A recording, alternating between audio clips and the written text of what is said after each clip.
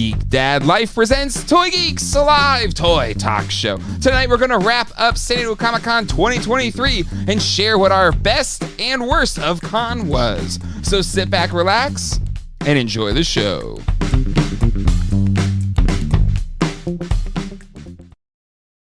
Hello, everybody, and welcome to Toy Geeks. My name is Jay, and with me, as always, even when we do an impromptu Wednesday night stream, is my good friend John. John, how you doing, my friend? It's been forever since I've seen you, I feel like. It's been a while. It's been a while. I'm good. How are you? I'm doing well. I've got that post Comic-Con tired feeling where I just want to go sleep for 10 years, but alas, had to go back to work today. You know, we took Sunday off just because running around Comic-Con. Plus, it's really hard when it's like 6 p.m. there. Like, it's not like the 9 p.m. where it's like all the stuff of the day is done by the time we get to streaming. I didn't want to let Comic-Con pass by or finish up the coverage of Comic-Con this year without doing some type of closing ceremonies, if you will. And I felt like if we could do a stream whenever I got back, which was Tuesday, I wasn't gonna trample on our friends at Toy Anxiety. So Wednesday was the open spot. So today's actually gonna be kind of a stacked night, John. So we've got our standard, Toy Geeks shenanigans from 8 to 9 tonight. So we're gonna, share our thoughts. I want to hear your thoughts because I haven't really talked to you since the Sunday before Comic-Con. So I want to get your thoughts on it, and I'll share my final thoughts as well. And then from 9 to 10, we're going to do a special Geek Dad Life After Dark for all. So whether you're a patron or not, if you go over to Geek Dad Life 2, you can join in the festivities for GDL After Dark, where I will share all of my SDCC hauls. And then at 10 o'clock, the coverage stops on the GDL side of things. So we got Geek Dad Life, then Geek Dad Life 2 from 9 to 10. From 10 to probably 11, or when I pass out, I'll be jumping on Ryan Dole's stream to talk about the McFarlane Batman and Robin and superpowers reveals from the con. So 3 hours at least of content tonight, John, across 3 channels. I don't know how you're going to do it. Let's just say this. I know there's a writers and an actor strike going on, but at the very least, we still got something to watch. I'm not saying it's anywhere close to near as good or better, but at least there's something to watch Wednesday night this week. So that is what we got going on there. And then tomorrow, John, Kevin from Toying Around invited me on to his unboxing stream tomorrow night at 9 p.m. Eastern Standard Time. So I will unveil all of my hauls from Comic-Con for After Dark tonight. And then I'll be unboxing a good chunk of them tomorrow with Kevin on Toying Around. So cool. And that's that. I guess that's everything. Oh, man. Okay, so wait, Colleen says, oh, I had no idea. I was like, yes, you did. I told you. You knew what you were getting into. No, she didn't. Anyways, let's say hello to the chat. We got a lot to dive into and not enough time to do it. Comics, if Jay doesn't say the worst part of Comic-Con was that John wasn't there, I'm taking my toys home and quitting the channel forever. John, there was a lot of people like, God, I wish John was here. God, I wish John was here. God, I wish John was here. Like every time I met anybody, and there were so many people that ran up and say, hey, love your stuff, love the et cetera. I wish John was here. So John, you were significantly missed at this year's Comic-Con, my friend. Well, speaking of comics right here, comics came down to the store all the way from Delaware. Delaware? Yeah. He came down and hung out on Saturday. Oh, that's pretty awesome. So I guess if anyone's feeling like, you can always come to me. Yeah, exactly. If you're ever missing John a lot, you can stop by his shop, Hero Source Toys and Collectibles, Sanford, North Carolina, Bragg Street, 1913 Bragg Street. Yep. There it is. Comics, and also early in the week, Angry Elf came to the store. Man, it's a hopping spot. Let's say hello to the rest of the chat. We got Scott, Dartherian, Quip, Brick Something, Boo Cat is here, Doralaxian, I think Quip again, about Doom again, Scott again, Brick Something. Man, this is just repeating itself over and over again. Colleen is here, Stanley's Toy Channel is here, Stormfire, Tony Taylor Toys, Retro Action UK in the house, Frankie Rivera, Silva K is here, Riley Bob, well, what a Wednesday surprise, I dig it. Kenton is here, Will, Joker, Charlie, Weaver in the house, Josh Brown, Monsters from Beyond, Lone Star Galaxy, Lord Hoagie is here, Fake Wood Table, Austin, Rick Campabianco, Too Bad Dad in the house, Nelson A, Flash, Chad Stewart, Andy Silva, and so many more. Matt Bush is here. Anywho, all right, John, let's wow, finally made a live show. Hello. Hey, well, welcome. Yes. Impromptu, somewhat live Wednesday show. Okay, John. First of all, we lost John. No. Just as I was getting ready to bring it in to John. Hopefully he can hop back on. Maybe his internet crapped out or it died mid-stream.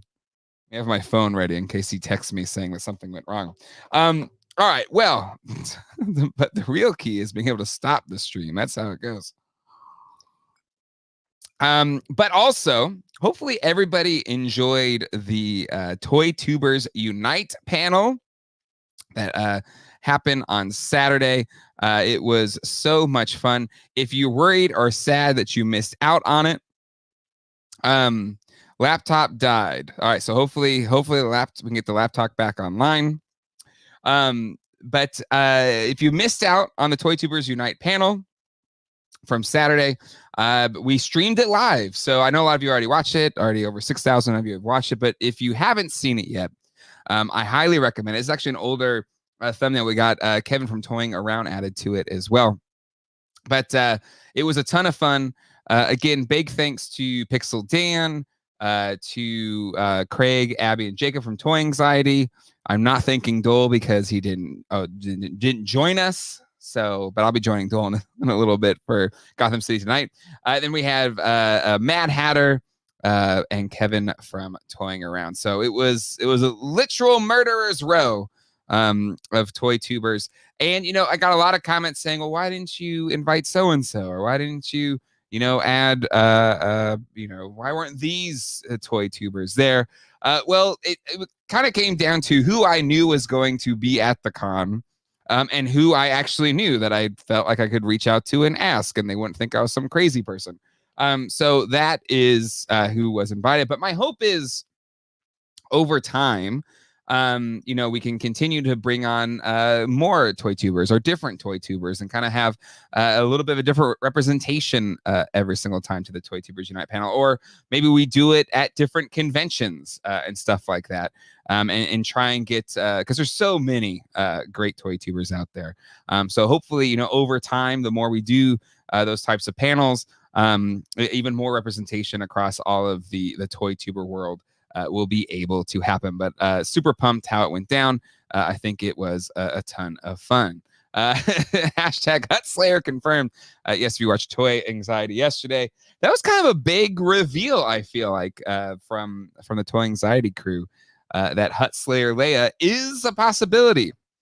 It's got, trust me, Dan Larson, friend of the channel, was absolutely a welcome invitee. But sometimes schedules don't work out and all that kind of stuff. But it'd be great to get, because I don't think Dan has ever done Comic-Con. It would be great to get Dan Larson out Comic-Con way one of these times. Cat Slayer and now Hut Slayer. No, just more representation, sense of like more Toy Tubers, like just bring in more people.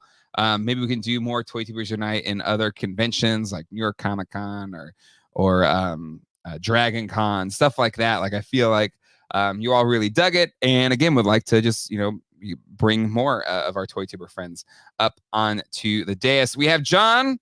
Are you back? Oh, he's muted again though. Can you hear me? Yes, I can hear you. Okay, I hope I'm back. My laptop completely froze. I couldn't even move my cursor. Oh, dang. All right. Well, we're glad to have you back. Exactly. Like I said, Abby representing the non-dude toy collectors for sure. Again, I think hopefully, I don't know, John, did you watch the Toy Tubers Unite panel? Not the whole thing yet. I still have some to catch up. I have watched very little of anything. Oh, I'm sorry, my friend. Working that shop life. Hey, but you know what though? I saw someone did a walkthrough of your shop. I'm blanking now on the channel, but they shot video of your shop. Was it? It was like AF Collector or Action Figure Collector something. I can't remember. He didn't say. He told me he asked if he could record. And I said, yeah, absolutely. But he didn't tell me what his channel was. So then he left a Google review. So that's how I saw the name. Yeah, here, I'll pull it up. Oh, wait, oops, I clicked on it too soon. Hold on. Oh, sorry. Collect AF. Yeah, hold on, I got it. Collect AF did. Yeah. Oh my goodness. Settle down. Yeah, I got BSC Geek. Or did you have another one beyond just the other one? Collect AF? Could have been. Yeah, this is the one I saw, John. Let's see here. Hold on. Let me pull it up. Jace sent this one in to me. Yeah, here you go. First time toying at Hero Source Toys and Collectibles in Sanford, NC. Oh, could have been. Maybe just did it without saying anything. But anyway, super pumped, man. This is awesome. Awesome. But anyway, where were we at? Oh, Toy Tubers Unite. Anywho, yeah, that was the first one. Again, thank you to everybody that was a part of it. John, if you watch any one thing, the sad comments at the end were incredible. Absolutely incredible. I'm probably just a couple minutes away from sad comments because I think I'm probably 80%, 75% through it. Okay. Well, it's I think I don't know, they were hilarious. It was hilarious to be there in person. And yeah, we got PowerCon coming up in just a couple of weeks. Colleen and I will be making the trek to PowerCon this year. So the coverage doesn't end at Comic-Con here on Geek Dad Life. And I'll be excited to see Ramen Toys there, as well as I don't know, like everybody but Mattel, I think, is there. So there's gonna be a lot of stuff to cover while we go there. Colleen says, I love watching Pixel Dan's face every time Mad Hatter made a joke. Yeah, it's like Pixel Dan is like an incredibly well respected toy tuber, like knows his stuff, like has been doing this forever. And then he's up there with us jokesters and stuff like that. So I hope we still had fun. But it seemed like he did. I think everyone had a really good time. Got a lot of really good feedback from everybody, as well as people that attended and saw the stream. Just real quick before we jump in, we got a super chat here from Jason. Thank you for the super chat, man. You guys, that Ewok Village Haslab sure does look cool. No bag of bones about it. Can't wait for you guys to talk about it with Dole. Okay, let's get to it, John, because we knew it was coming. We had Kyle on for our pre-Comic-Con show. Yep. And the Cat's Lair was unveiled as promised. Preview night of San Diego Comic-Con, and it is an absolute stunner. I can't even, for those that weren't at the show, Kyle was gracious enough to do a walkthrough video of the whole Super 7 booth once everything was out. Even though I made a couple videos, there's plenty of videos and plenty of pictures out there about this thing. I don't think anything can really quite capture how insane this playset is. But even that being said, John, what was your thoughts finally seeing it in totality from these images from the show? It's honestly, it's more incredible than I thought it was going to be. Where it looks like you see these people that make like custom dioramas that are like masters at their craft at creating things. And that's what looks like to me. This looks like the person, like the Four Horsemen are like some of the best at sculpting. Yes. Is like, this was made by the greatest playset creator. Like the skills in this, it looks so incredible. Where like the castle portion, like just the Cat's Lair, looks awesome. But like the rocks with like the standing positions on the stones, where right there. I didn't even notice it until Kyle pointed it out when I was walking through with him. And I probably looked at that thing 100 times by that point. And I was like, wait, you're right. That's awesome. It needs more. If there's any feedback I would give, I don't know if there's enough time, Super7 and crew, but add a couple more of those shelves on there, and it becomes even more, like you were saying, John, the 12 shelf for your toys. Right. Where, like, if they could make like a double hinge and have those mountain walls extend one more, like, if there was a hinge on the outside of those that also swung open, even not the same height, but like if it tiered down, so it's like you get a little bit more space. Yeah. So it just justifies like, well, I can spend another $50 because that's the same as like buying more shelves, so I can fit all this in there. But it looks absolutely incredible. Yeah, it's it makes me want to buy Thundercats. Well, and it's just like, for me, having already gotten the Thunder Tank, and I already have most of the main characters I would want. Even though now I kind of want to just get the toy versions. I don't necessarily, I like those better than the regular release ones. Yeah, I'm all in on this thing. I think, in the Toy Tubers Unite, I was like, show of hands, who's backing this thing. I think Hatter and I were definites, and I think Pixel Dan was like a maybe. And this is just one of those, and I feel like we've said it a few times about like a once in a lifetime playset, but I just feel like toy companies keep doing crazy stuff. Like we had the Eternia, and now we got this. They just they figure, well, the kids that wanted it when they were young, we have them now when they're older, when they can maybe spend this kind of cash, especially when like Super7, there's payment plans, and it makes it a little bit easier to pull off. But oh man, that side profile of the cat's head, dang, it's sick. It's really, really cool. And that being said, the only critique I've heard, and I should have asked, I did have a question for Kyle that I'm going to talk about in a second, was the stairs not going all the way up to the door. Some people have mentioned that's a little weird. Maybe that can be tweaked as time goes on. But yeah, I freaking love this thing. I already know now it's more of a floor piece, because I made my own custom shelves for the playset wall over here, and it's 20 inches deep, and it's still that's not big enough for this thing. Like, this thing has to sit on the floor, or you need a coffee table or something to put it on. But we do have a super chat here, so I do want to plus that in from Matt Bush, $10 super chat. Thank you, Matt. Jay and Kyle for Step Brothers sequel frenemies to best buds. People loving the Kyle and I's chemistry during the walkthrough. We joked we need to do a buddy cop, road trip movie.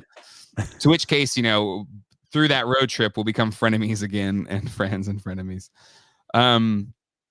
That's true. Retro action. I love Pixel Dan's comment about people wanting this to be larger because of the Thunder Tank. That part was hilarious. I mean, that's the thing. This thing is gigantic. But like we've said, like if it actually was able to have the Thunder Tank come out of the paw, it would be insane. It could never do that. But let's see. Oh, there you go. They said in cartoon the stairs and go to the door, and it's based on that. Well, there you go. Oh, okay. Again, it's one of those things I was like, I don't care. It looks freaking cool, but like, whatever. What's their couple name? Kyle. But let's talk about the backers on this. So it is tradition on this channel to, due to the wondrous Brian Brink, to do a Brian Brink chart. And this is a new fund from Super7. And like all the other crowdfunds that we've covered here on the channel so far, there is a Brian Brink's chart. So if you go to the right-hand side of geekdeadlife.com, we added a Super7 button here for the Thundercats Cat's Lair. And let's see how it's doing. Currently, we're sitting at 1,250. There might be a little bit more now. But it is kind of humming along. Its first goal is 3,000 backers, and it has a really long runway on this thing. So September 17th is the last day. Now, there is an early bird deadline on July 30th. That's coming up pretty quick. That's was that 4 days away? 4 days. And if it hits 3,000 by those 4 days, there'll be a key to Thundera, like a full scale replica, like human scale replica. So this would be really nice. But if it hits 3,000 by that time, it'll unlock that for everybody. The only problem is, as you can see, this green line right here is where it needs to be at to hit that 3,000 threshold by that date. So while there's already 12, like it's almost halfway to getting backed, it looks at risk of not hitting its early bird backer goal.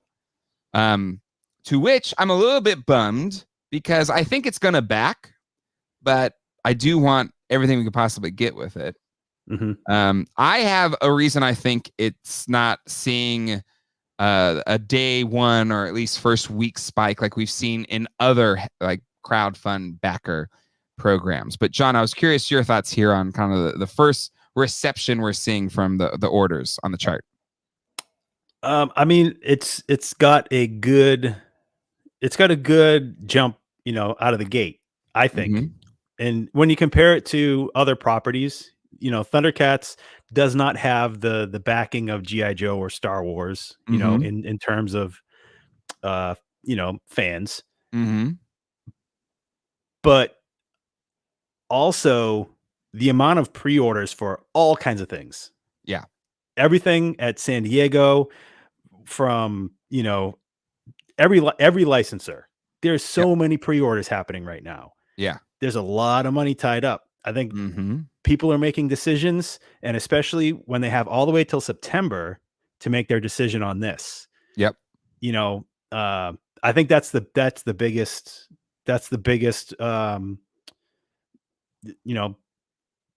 thing that's going to keep this key from happening. Yeah. Is tons of money is getting tied up right now. It is. I mean, the ghost backed like this. Yep.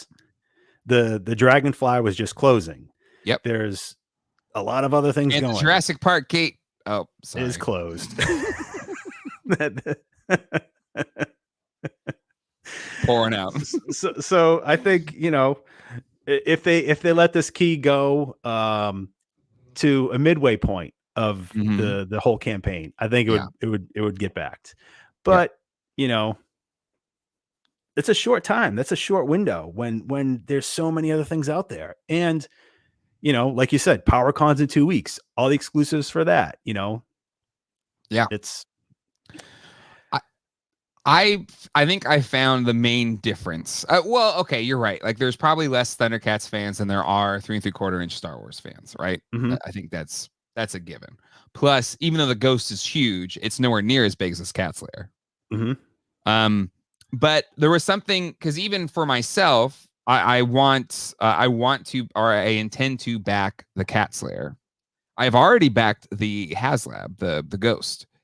And the main difference on why I backed the Ghost and why I haven't backed the Cat's Lair yet is with the Haslabs and the Mattel crowdfunds that we've had so far, you don't get charged when you back it.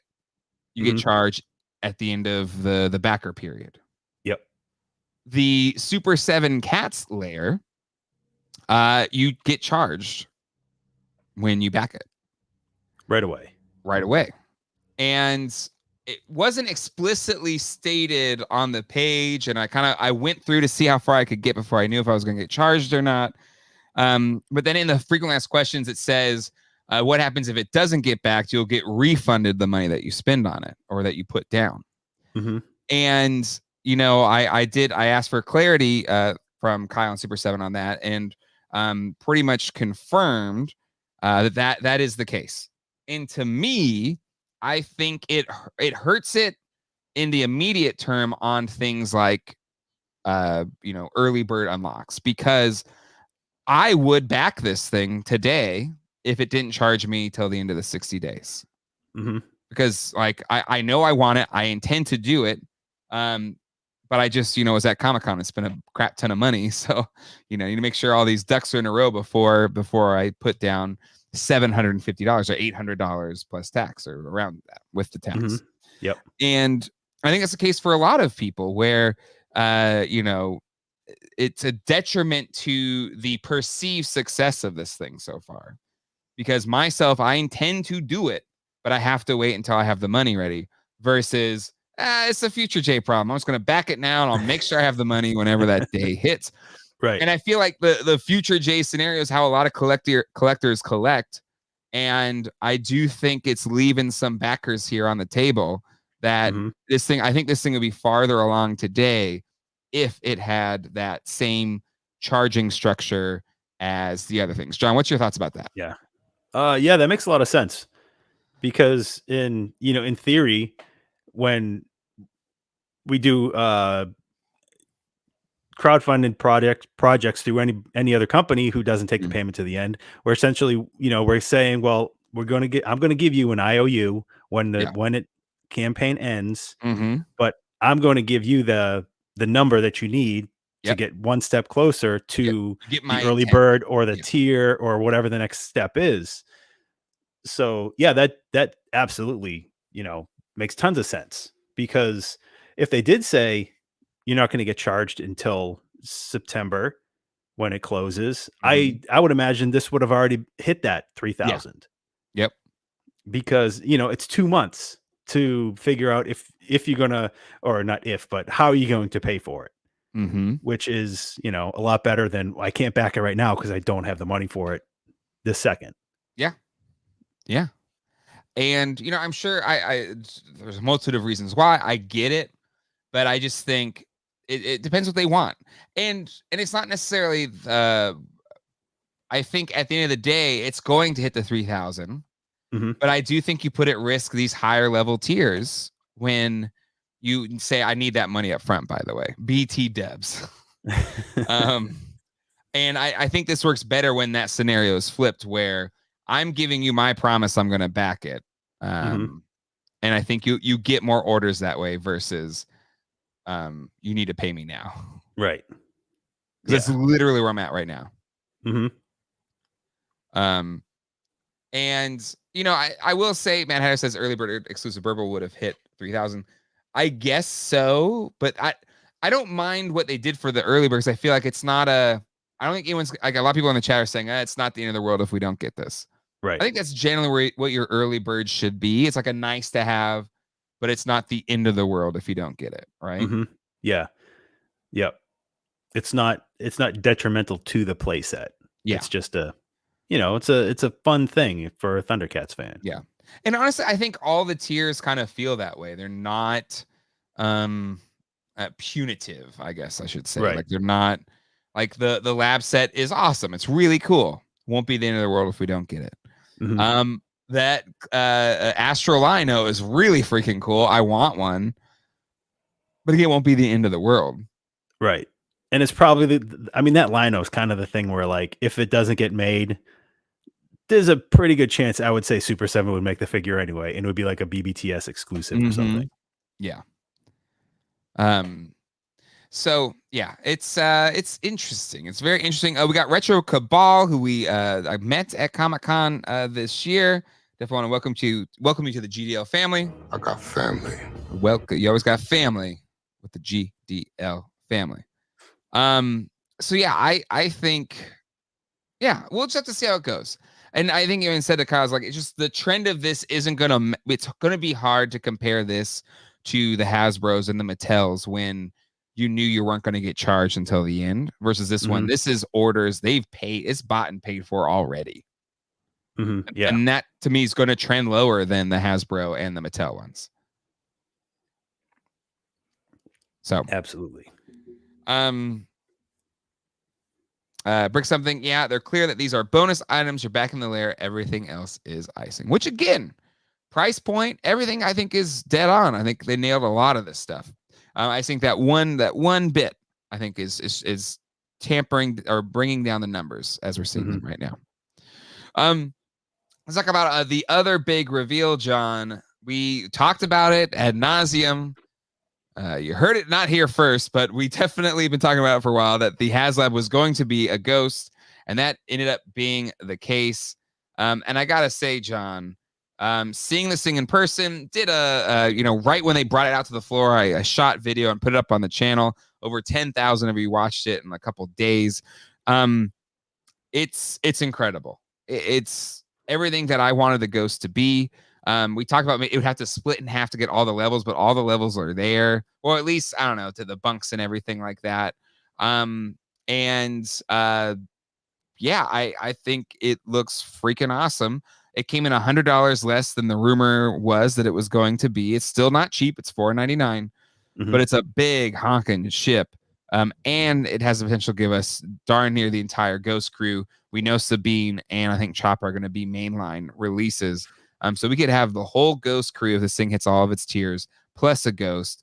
And I think that's a really exciting thing. They finally nailed it in terms of tying in a Haslab with a property as it's dropping in the right order. Also, even if this thing blows up halfway through Ahsoka, it already has a strong lineage in all 4 seasons of Rebels. It's amazing. John, what's your thoughts of this thing? They did it exactly like I was hoping they would. Seeing like the panels off, the cockpit section open, seeing the bunks, seeing like all the actual spaces. And like when I was thinking about this, it's like they're going to have to make it like thick, it has to be like the depth of it in order to even like make it halfway, it looks similar. It's not going to be 100% representative of the actual ship. But I think they did it as close as they possibly could without actually having to break it all apart. Yep. And make like you said, make it like a sandwich almost. Yeah. Yeah. But I mean, it looks insane.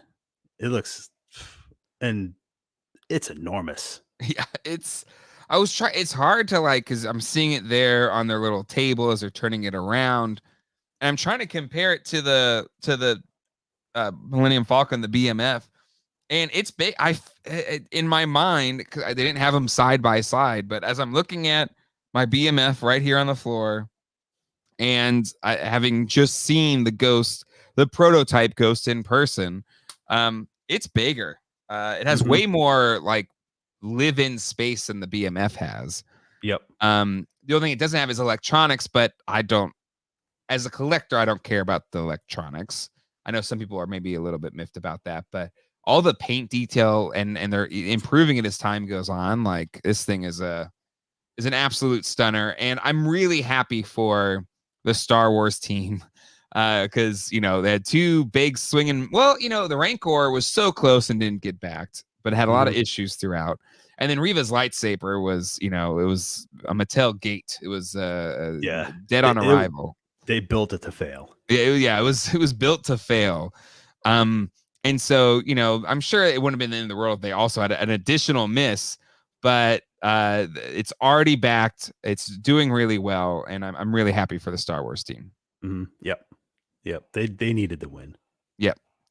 At $500, it should beep and boop. Brick, the Falcon and Cannon is meant to be a little smaller than the Ghost. So actually, that's what I'm saying. I think when we've seen those side by sides, the Ghosts with the jet or exhaust engines or whatever, it's a little bit longer. We've done that side by side comparison here on the channel, and I feel like it fits in that zone of if the BMF and the Ghosts are side by side, they'll feel properly in scale to each other, which is what we want. Yep. But let's see. Do you want to check the charts on this one, John? See how it's doing? Yeah, I haven't looked at it today. All right, so we've got new charts here. So this is the second Haslab we've had on geekdadlife.com. So it's still the same Haslab charts button. We've moved all of the G.I. Joe Operation Dragonfly, which successfully funded, to its own link right here. So previous Haslabs will be linked on the Haslab page. But currently, the Ghost is what is currently on the Haslab page, and it is the red line. This dark blue line is the Razor Crest. And as you can see, at most points until, after the con, it was trending higher than the Razor Crest. And I think for all intents and purposes, it's a resounding success. It's at least pacing, if not at some points, pacing better than the Razor Crest, which did, as you can see here, this line chart just shoots up that last day. Has done really, really well. John, what's your thoughts here? Yeah. I mean, I really expected that this was going to fund really quick. Like, I thought it was going to fund that day, but it didn't take that much longer after that. And I have a feeling that it'll follow the same path as the Razor Crest. I bet the line's going to it's going to follow it just like that. I have a feeling too. It seems to be doing that so far. And you can see this kind of beige, orangey brown color is the sail barge. So clearly different economies of scale there. But yeah, it is pacing alongside the Razor Crest. And frankly, since the Razor Crest is blown up, I feel like this one has more lasting appeal, probably. Yeah, and like you said, we seen it at the right time. They were, I'm not going to say they're releasing it because it's going to be a while. Yeah, but still, like prior to Ahsoka, prior to it's like when we're supposed to get the toy right before we see the movie, just like it always used to be before the JJ plan happened. Yep, no, 100%, 100%. So I backed this thing. I'm proud to say I think I was backer like 62. I'm pretty. It was in the 60s. I know that. And yeah, it was. It's a slam dunk. It looks beautiful. And I'm really. I mean, it'll be over a year before we get the dang thing, but I'll be. It'll be welcome in my home. Douglas Yan became a GDL family member. Douglas, you've got family. I got family with the GDL family. I do want to plus in this chat as well, Josh Brown. I hope this sets the trend of showing all the tiers from the jump. John, what's your thoughts on that? Actually, just giving us all the tiers up front, and we didn't have to hit the goals before it went. It's like the G.I. Joe team kind of gave up on it halfway to make sure we could see it all. But what's your thoughts here of seeing all of the potential unlocks right off the bat? Yeah, I said it before. That should be what they do. They should just show everything. Don't hide it because, then what's the point? Really, what's the point? Just show it all off. It's going to work out better. Yep. And I like that the Rebels, at least, costumes and stuff, they're basing on that art, that wall art from Rebels.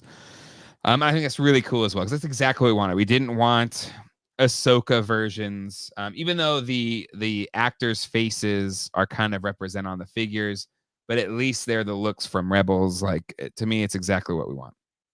And fight in codenames, you're 100% right. Geek, poor dad life. That is for truth. So there you go. Another fantastic reveal from the show. John, this one, Krang, NECA Krang. Not a crowdfund, but NECA brought it as far as Turtles go. What was your thoughts on any of the Turtles reveals this week from the con? There was so much. There's so much. Way more than I thought more than I thought NECA could do, because right. In my mind, they're out of characters because I don't know that many turtles anymore. I don't know anymore. But man, this Krang, and I think you may have said it. I think Hatter may have said it. But this would fit in with Ultimates. Yeah. So I don't know. I kind of want one because it's part of like the core team for in my head canon. Yeah. And it looks like it walked right out of the cartoon. It does. It looks really, really good. In a world where maybe Super7 doesn't hit a toy style Krang, this one will fit in nicely. And yeah, I mean, these Ultimates turtles that are down here, plus we have like the Disguise Turtles. I mean, the Ronin display was insane. The Turtles 2 Secret of the Ooze display was insane. Like, so many reveals. Oh, and then seeing their turtle van in person at the show, it looked pretty good. It's compared to the UA version, though, it is much smaller than the UA version, I will say. Yep. But the paint, decos, and everything look really, really solid on it. Even if I think the front still feels a little too flat to me, but I get that they're basing off of the cartoon. This is definitely more cartoon accurate than the UA one, and of course the Super 7 one will be. But it is a lot smaller than the UA one, which maybe it'll work out for some people a lot better for shelf space. Yeah, for sure. Like, whereas the UA one scales, I think I have it next to my Super 7 Thunder Tank. They look like they scale together. I think this one would be too small to sit next to the Thunder Tank. Yep. But it looks really good. Yeah, it does. It looks really, really good. But yeah, I just NECA, man. NECA making some cool stuff as always. I don't do the Toon Turtles, so I'm just like, I'm glad I don't collect these because it's really expensive. Yeah, because when they put them out, they are in numbers, man. So many. Hope they open up more orders. I like the size. I think for the they van? said they will open up more orders for the van. I believe they've said that. Moving on from Turtles, NECA Turtles, let's talk about Mondo. Again, spent a good amount of time with Hector and Peter on the convention floor. Did a fun walkthrough with them on the channel. Also, Peter was kind enough to come to the Toy Tubers Unite panel, and then gave us a Magneto and Biolante and a couple of records to give away to everybody there. So that was really awesome. But I gotta say, John, that I don't know if you ordered it because it sold out pretty quick, but that Man Bat is incredible. Yeah, I did not order any. I didn't get to order any Mondo things. But that'll be the one that got away, the Man Bat for sure. But like we were talking about it before, where would I put that with that wingspan? You just have it hanging from the ceiling. Put it in the shop. Just have it right behind you at all times.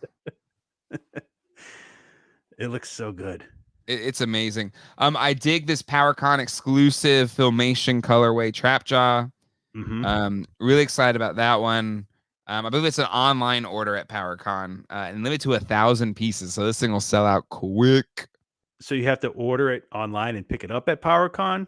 No, I think it opens up for orders at PowerCon. At PowerCon, I think, or during PowerCon. During PowerCon. I'm trying to remember now. It's been a couple of days, but they say it in the walkthrough video. I do. So whatever they said there, but I think that's what they meant. It looks amazing. It looks really, really good. Really, really good. The Prince Adam looked great in person. Panther looks amazing in person. I can't play that game though. It's too spindy for me. No, it's you got a cat's lair to buy, not a little cat. Yeah. This Magneto looks insane. Did you watch Toy Anxiety yesterday? No, not yet. Did you see Dole's Instagram post today then, I think? Oh, with the Wolverine? Yes. The Dolverine? Yes, the Dolverine. Yes. Whoever did that, man. One of the sculptors from Mondo did it. That was an actual head sculpt, not a render? I think a render. I don't know if it was done in real life. Oh, but... okay. Yeah. I thought you meant like they actually printed and painted a Dole head. No, I think it was. What's the digital thing you use to sculpt? Brush. Say that again.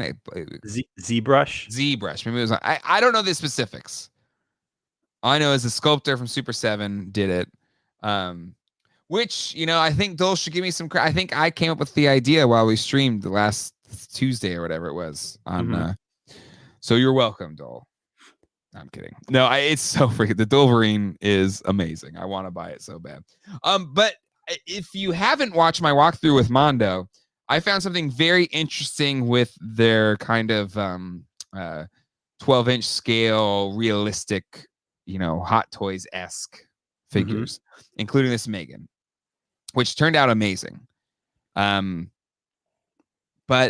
in that interview, or during the walkthrough, they kind of casually brought up how they've got the Universal license, and so they can do things like Megan and whatnot. To which I asked, was like, well, is that all of Universal?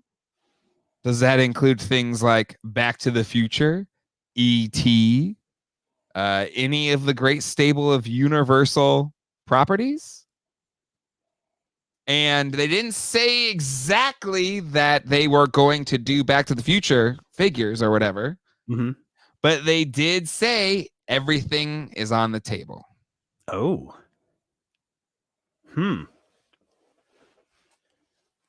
Well, I mean, there needs to be some more competition in the 6 scale movie figures. I agree. And the potential, to me, like the possibilities here, this Megan figure, while it's just one figure, they live one as well, but it seems kind of simple within its own little bubble. But the possibility that this is like from a Universal collaboration, I think is huge. Absolutely.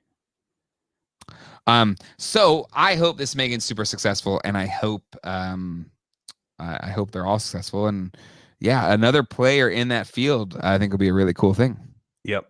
Especially an American company. Absolutely, right? Because it's all. I mean, everything is international. Yep. Or based outside of the U.S. because Hot Toys is outside the U.S. Sideshow is only their distributor inside the U.S. Yep. And Sideshow really hasn't made any of their own 6 scale movie figures, right? Since some Star Wars stuff. Yeah, but even when Sideshow has done it, no offense to Sideshow, they're not great, especially when they're also selling Hot Toys through the same site. So it's a bad comparison for themselves. It's almost like if a figure on there doesn't look so good, I'm like, oh, is this a Hot Toy? Oh, yep, not a Hot Toy. I'm good. Hot Toy. So if they, to your point, if they can be an American company, making these things on stateside, I think it's a good thing for sure. Yeah. I mean, they'll be produced outside the U.S. because nothing's made here. But you know what? Well, it is. It's there's like a step in between, right? Hot Toys to the U.S. Yeah, and exactly. Yep. I don't know how much that affects it one way or the other, but I do know that it's like, or maybe it's just jealous because the Hot Toy store in Japan, it looks amazing, or is it Hong Kong? And I wish we had something like that stateside. And the fact that Sideshow pulled out of Comic-Con, so there wasn't any of that Hot Toys glory at Comic-Con this year. So yeah, I think now more than ever, we need a domestic hero.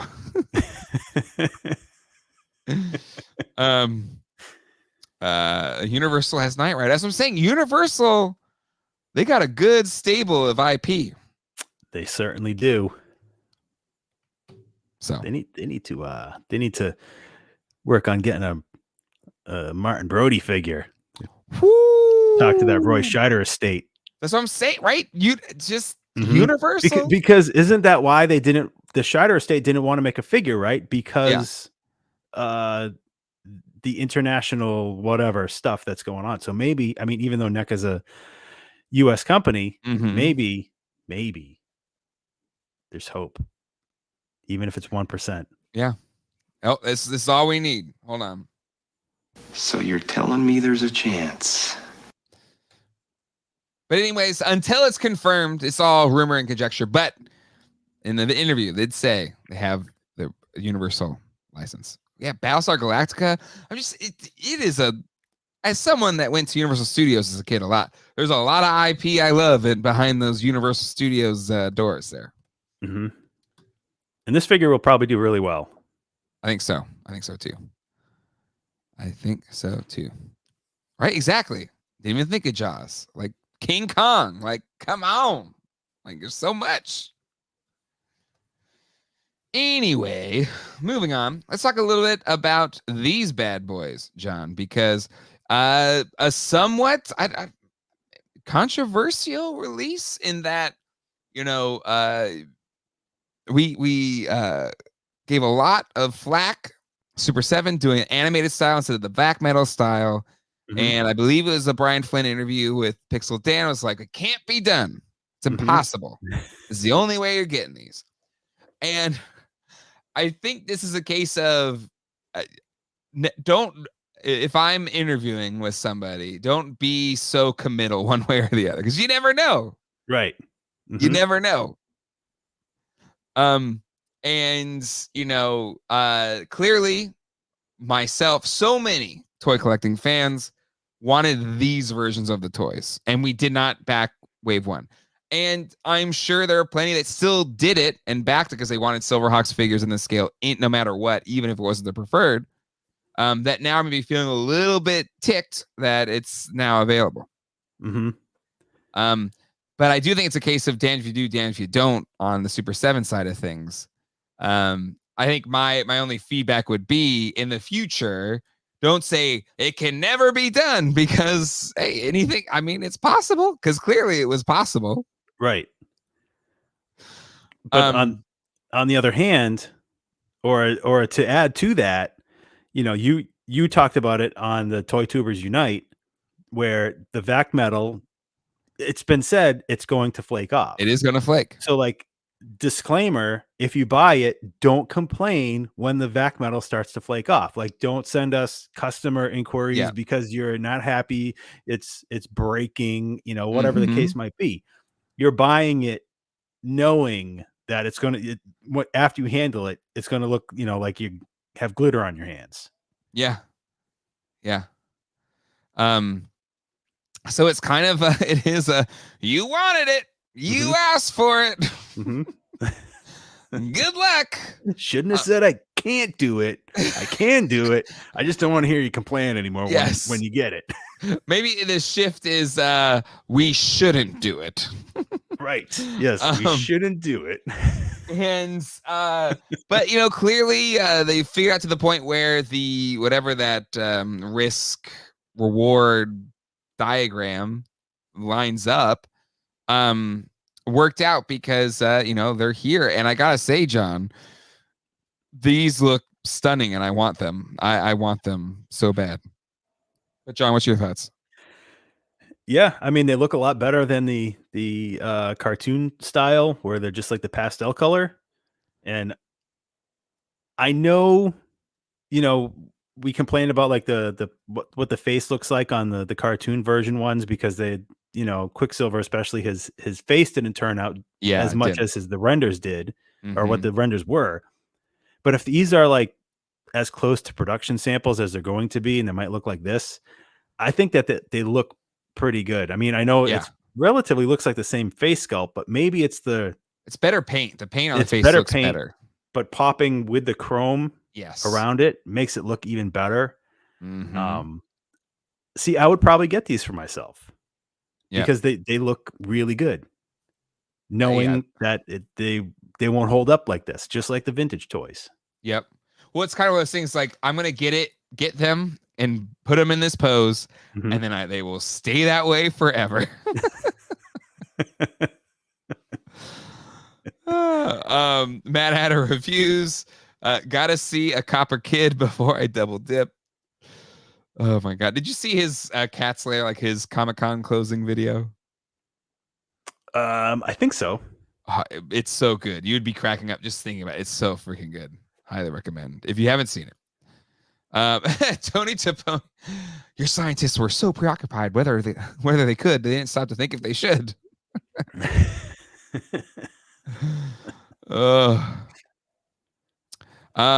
Scott, for the price these are costing, they could just make them out of real. I don't want real metal. I want that fake vac metally metal look. Because real metal wouldn't look this good. No, it's going to be that extra hard plastic too to get it to stick. Yep.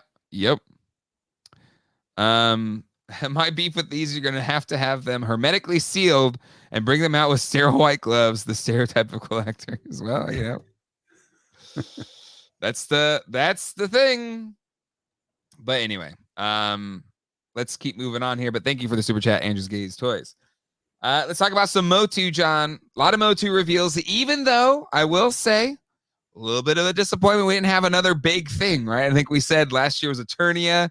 What are they going to do this year? And alas, no big reveals at this con, even though I heard whisperings on the winds of there's big things in the future. They just weren't going to be here at Comic-Con. But John, what did you think of the reveals that we did get at the con? I mean, all kind of expected, I think. Mm-hmm. You know, I'm excited that the Filmation stuff will be retail. Yep. I really expected Origins to go online. Yep. But happy that it's still going to go. They're Yep. continuing it. They're not shelving it. You know, Mm-hmm. I think that they realize the potential to keep the property going with Filmation. Yep. New Eternia, you know, everything looks really good. Yeah, and I know some people are bummed, like, oh, well, vintage isn't going to be at retail anymore. It's just they're finishing the vintage line on Mattel Creations, but there will still be Motu on shelves the same way in the Snake Men line. They weren't all Snake Men, Right. In the Snake Men wave or whatever. This is just this year's retail line. Like year one was just the standard one. Year two was the 40th anniversary card backs. Year three, Snake Men card backs. And then this year it's the cartoon He-Man and the Masters of the Universe card backs. Yep. Was disappointed. No Powers of Grayskull. I know. Anything. I was really hoping Powers of Grayskull. But you know what? If it's another good year, maybe we'll get Powers of Grayskull next year. Yeah. Yeah. They need to keep it going. Don't sell it all at once. Mm-hmm. And it's going to be way better that all Origins will just go online. It's going to make it just easier for everyone. Yep.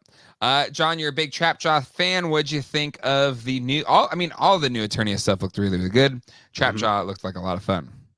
Yeah, this is probably going to take the cake when I get him for my favorite new Eternia figure. Mm-hmm. And I don't know if you watched the panel, but his little claw right there, you can pop that off and swap out jaws on the Trapjaw, which is really cool. Yep. But yeah, a fantastic figure. What are your thoughts on the new packaging? I think the packaging is fantastic. Yeah, I absolutely love that they are going with the full art on the front, because we've talked about the blue art, the blue plain front on the current line is just boring. Yeah. You know, just changing the fonts between New Eternia and Revelation and Prince of Power or whatever. Boring. Yep. This art looks fantastic. Yep. And I like how they made the window smaller so you get more art. Yep. And it's one of those things where, I got to talk to Roy Suarez. He was at the booth. I got to Sam, who leads the Origins line, Design for Origins line. I chatted with both of them for a long time. And like Roy, it was like there's a lot of debate about this packaging. Because a part of it, too, is it does reduce plastic, which is great. But I think what they nailed is they emphasize the artwork, which we all love, while reducing the plastic, but we still get to see the figure. Yep. And it's one of those things where it's more recyclable while being better than the other one that's had a ton of plastic in it. Like they somehow were able to capture everything they wanted to do, which was reduce the plastic waste and make the packaging better for in-box collectors and, people just dig the artwork. Yep. It's like finally all the stars aligned for what we wanted, what they wanted. Agreed. But John, the rest of the figures look freaking amazing. I wanted to at least show. I think they were here. Yeah. This snout spout, whew, it's cool as hell. Yeah. He looks so good with the tusks and stuff. Like, he looks so good, so good. But anyway, John, I think that wraps up the big things. So it's now time to crown best of show. Do you have a best of show vote? Where would you go for best of show or best of con of 2023? I think it's gonna have to be the Cat's Lair.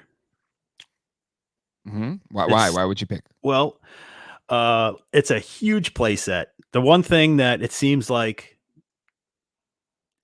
it's always asked for, a company as big as Hasbro say, they always say playsets don't sell. We just don't do playsets anymore. Yep. But we might do a big ship that can, double as a playset, but the playset itself, we don't do it. I think any company doing something of that scale, putting that much work into it, it's absolutely mind blowing that, a company like small, because Super 7 is still a small company, is going to take the chance on doing something that big. And it looks incredible. Yeah. It's incredible. It's a showstopper on so many levels. I would say Star Wars gave them a run for their money. It's incredible. But it's just the Cat's Lair is on a different level. Like, it's just that much more insane. They've done other big ships before and done them really well. And this is another of a line of great big freaking ships. Yep. Versus this is insane. Like, and them from start to finish. It's not them trying to pick up, what Mattel started with the Snake Mountain and then finishing it. This is theirs from start to finish. And I think it's incredibly impressive. There's a couple things, like we don't have an infinite amount of time, but yes, the Crystar reveal. That's my number 2. Is that your number 2? Okay. Why Crystar? Because that was the most unexpected.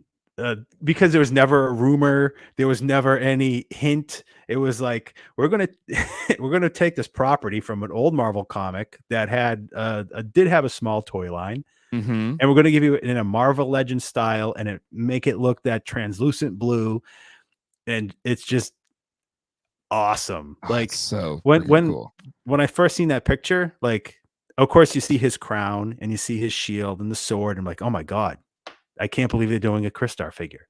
Like, but I want him to, but don't stop there. Like, I want everyone. Yeah. Like, I want Warbow. I want all of them. Well, and it's like, give us it all, and it looks fantastic. Like, out of all the Marvel Legends, and there's some great, like the 97 X-Men stuff looks incredible. But yeah, I agree, John. Just on sheer surprise factor alone, this could easily take the cake for best in show, right? Yeah. I feel like the traditional best in show is Cat's Lair, and just maybe biggest surprise, Crystar, easily. Yep. And it's one of those things where they like putting it under the Marvel Legends banner, and you're attending a Marvel Legends panel, and all of a sudden they show this, and it's like you forget about all these, small run issues of Marvel books from back in the 80s that had like, if they can do it, just do it. Yeah, do it. And hopefully the response they're seeing is we should. I was in that panel. I was in the panel while it was happening, and just seeing, I was like, what? And I filmed it too. I think I posted on my Instagram. I was like, what the hell? Like, this is amazing. And there was one guy in the panel. He's like up at the front, he's like, woo, yeah, woo. He's kept like wooing nonstop. But I'm a big wooer. But he was, that one guy was so excited. But we were all very excited about it. Dwayne Otley became a GDL family member. Dwayne, you're got family. I got family. Welcome to the GDL family.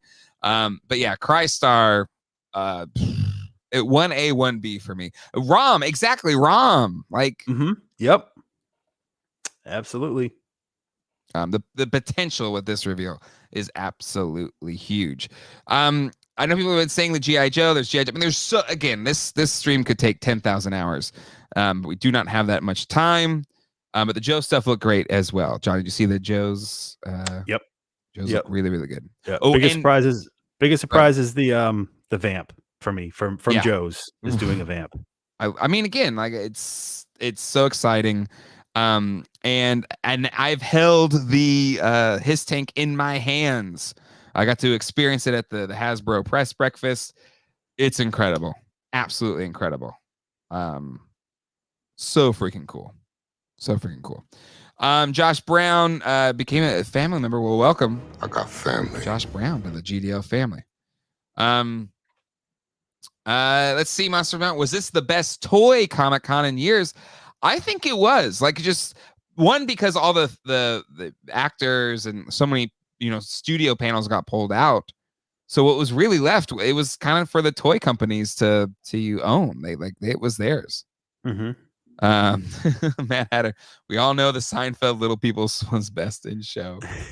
Toy Sorceress says Vac Metal Silverhawks. I think they look incredible, but I think, just the frustration and why did you wait till now? I think pulls it back a little bit. Mm-hmm. How hard was it not to take anything home? Well, speaking of that, right after this, we're going to go to GDL After Dark. We're running a little long on this one. But I packed a 20 by 20 box and checked it on my flight home. So I got a crap ton of stuff to talk about in terms of my hauls. So make sure you go over to Geek Dad Life 2 on YouTube. It's free for everybody. You do not need to be a patron, even though I would greatly appreciate you becoming a patron. Because y'all's patronage is what helps fund the very expensive Comic-Con trips. But anyway, Filmation Mode 2, that's awesome. John, do you have a worst of show, which isn't very fair? Like, nobody did anything so bad it's the worst thing. But what's your worst of the show, if you had one? I don't think I had any this year. Like, I can't call out anything where I was like, meh, or wah, wah. I don't think there was anything like that this year. Yeah, nothing was deserving of the old. Nothing was a huge miss like that to me. I think everybody brought their A game. The only thing I could say was a disappointment this year was the Mattel booth as a whole. Just because last year's Mattel booth was the best booth at the convention. Not just because of the He-Man stuff. The He-Man stuff was incredible. You had the Eternia there, but the Jurassic Park setup was amazing. Just they brought more stuff to it. And this year, I did a walkthrough of it. You had a smaller He-Man presence.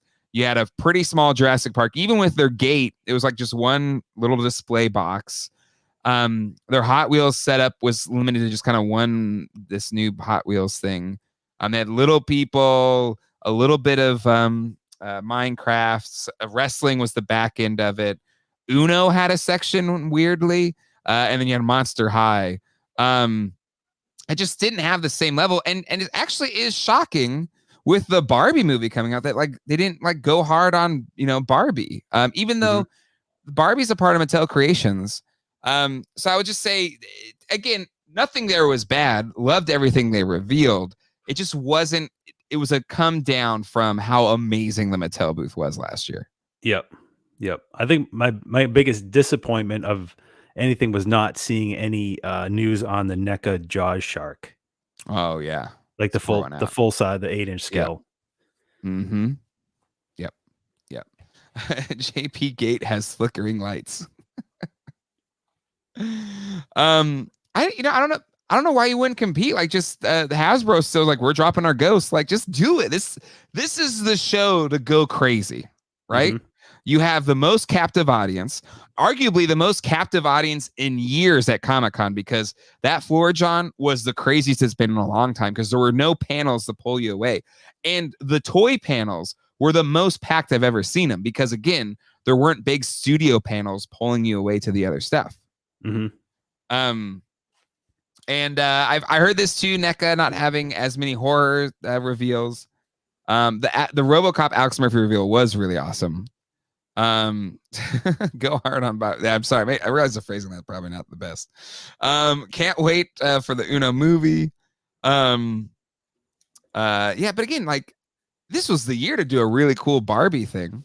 Oh, John, but did you see the Hasbro The Vaults store outside of the con? Yes, with all the vintage stuff in it. Yeah, that was fun. That was really, really cool. Really dug that. All right, John, I think it's time to wrap it up so we can go over to GDL After Dark. 5 hours, 48 minutes of failure. It's not going to happen unless there's some miracle. pouring out for poor old whatever they're called, the Mattel Creations. But Tim comes with the fences now. Oh, poor old fella. But I will say, come join us on Geek Dad Life 2. It is free for everybody. You do not need to be a patron. I plan to do at least 2 a year, one in July after Comic-Con, and then we'll do our Christmassy time one for free for everybody. So if you ever want to know what a Geek Dad Life After Dark stream was like, this is your chance for free 99. Let's put it in. I'll put a link to the chat. So come hang out with us over there. We're going to keep the party going. I'm going to share all of my hauls from the con, including any other stories, before we close out the night. Jumping over to Dole's stream to talk about Superpowers figures. John, it's great to be back. We'll be back at our normal Sunday time, everybody. Don't worry. So we'll see you there. And until next time, hasta luego. And goodbye. Take care, everybody.